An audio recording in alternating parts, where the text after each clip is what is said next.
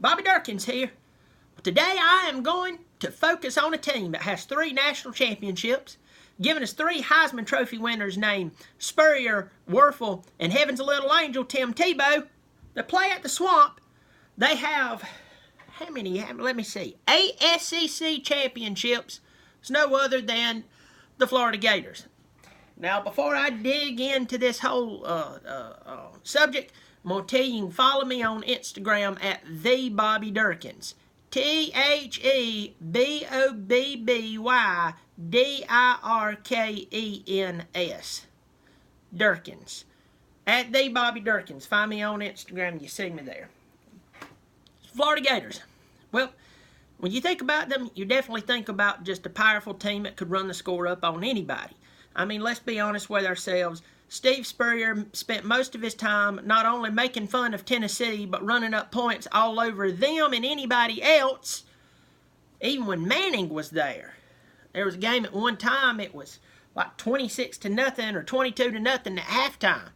And that was when Manning and the boys were really good. I mean, they were just powerful. They beat the crap out of a lot of people. They embarrassed people. They set records. I remember one time they beat some small team 88-8. That's what they did.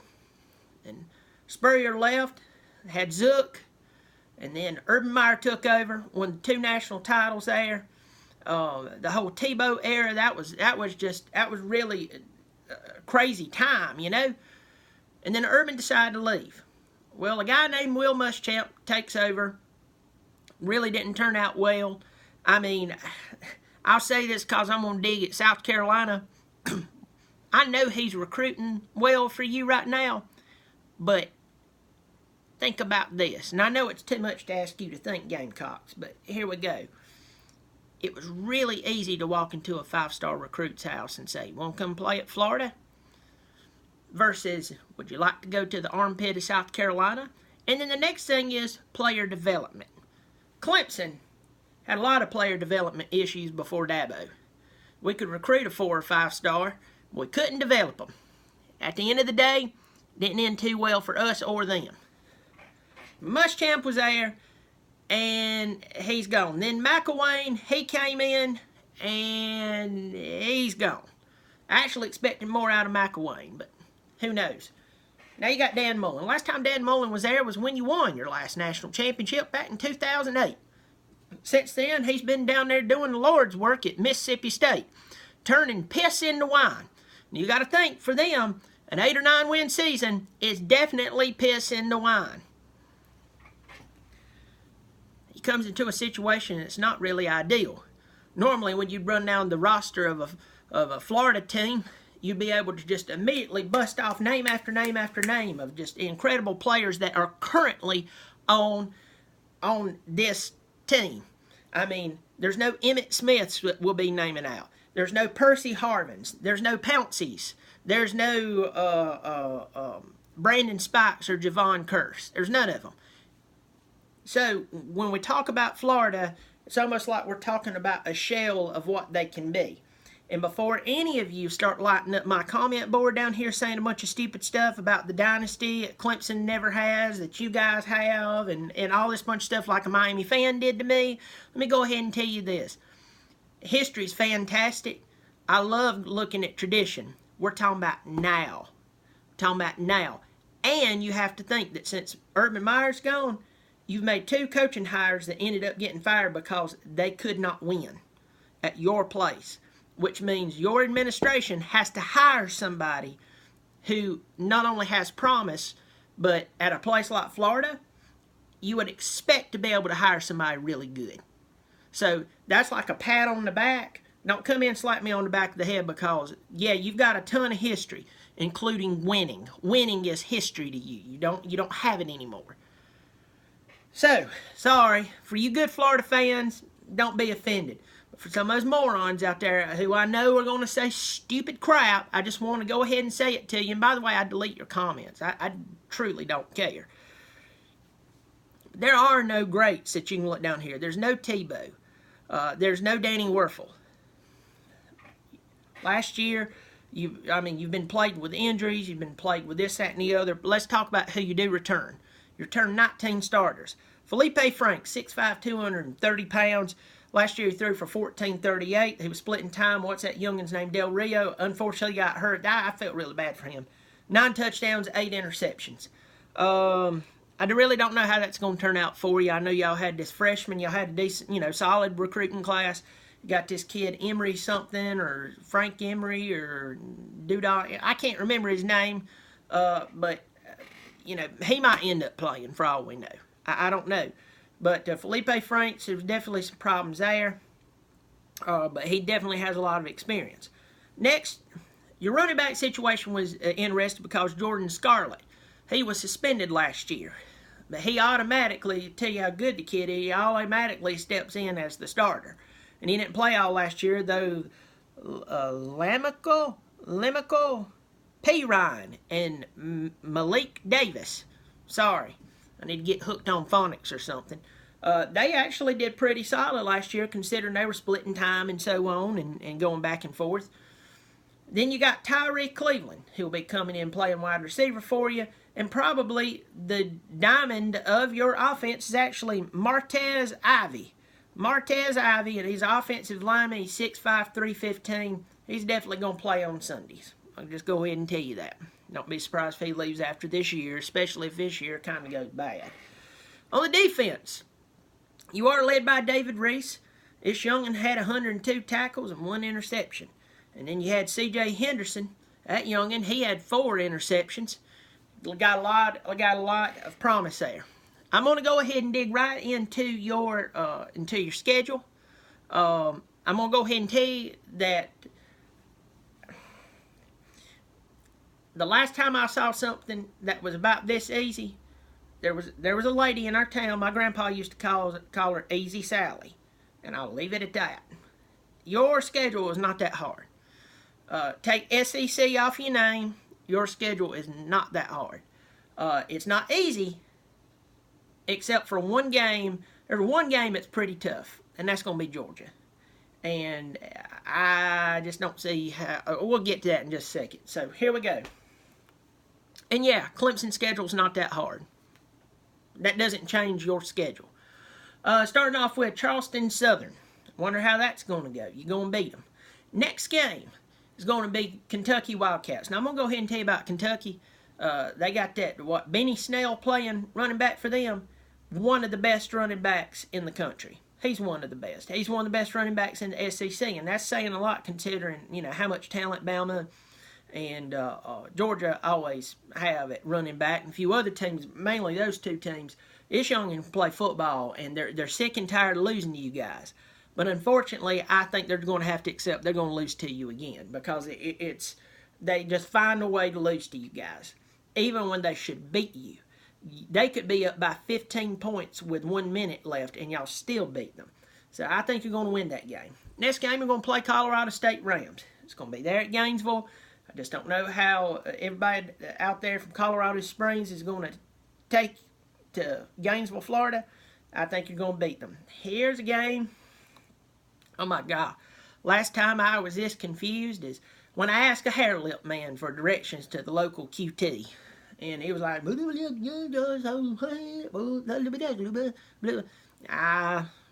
don't know. I just started driving around. But anyway, I don't know who's going to win this game. I know you're like, well, make your picks and be decisive. I would if I could tell you who's going to win this ball game. You're at Tennessee. And I know you've got Manning versus Werfel. You got Fulmer versus Spurrier. But there's only a problem with that. That was 20 years ago. You've got now 2 teams who's just got both their teams held together by duct tape.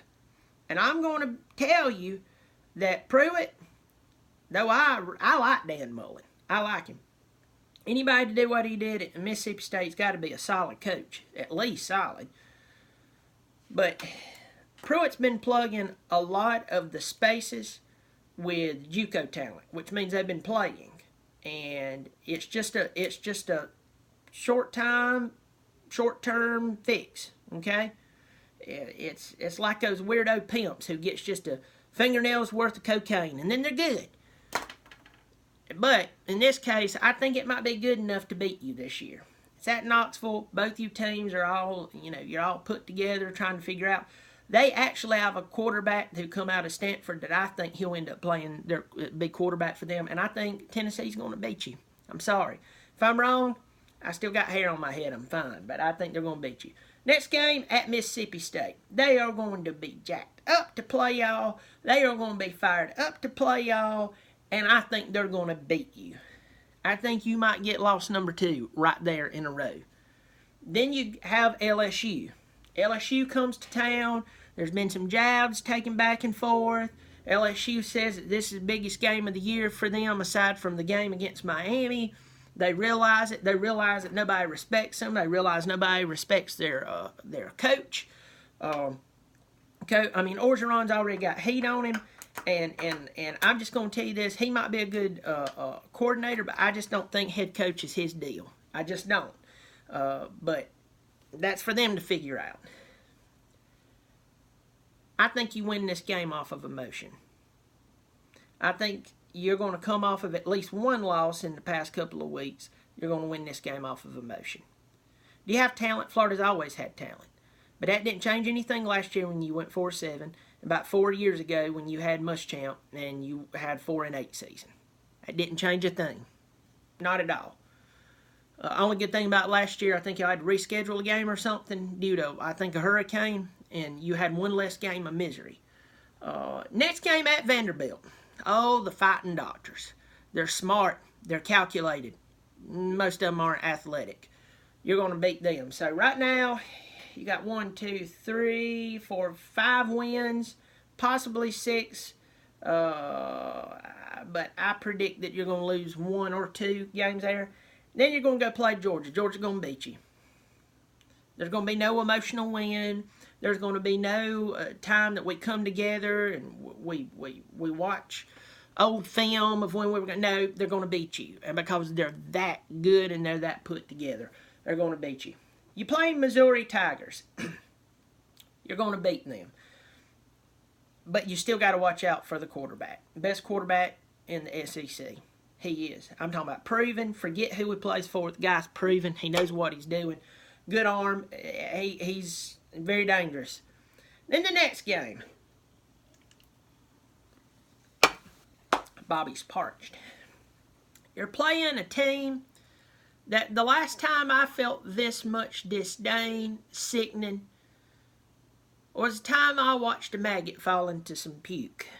The South Carolina Gamecocks. Now, somebody called me out on one of my videos and said, because I was talking about I didn't even like to say South Carolina, they were like, you're an idiot because you live in South Carolina and Clemson's in South Carolina.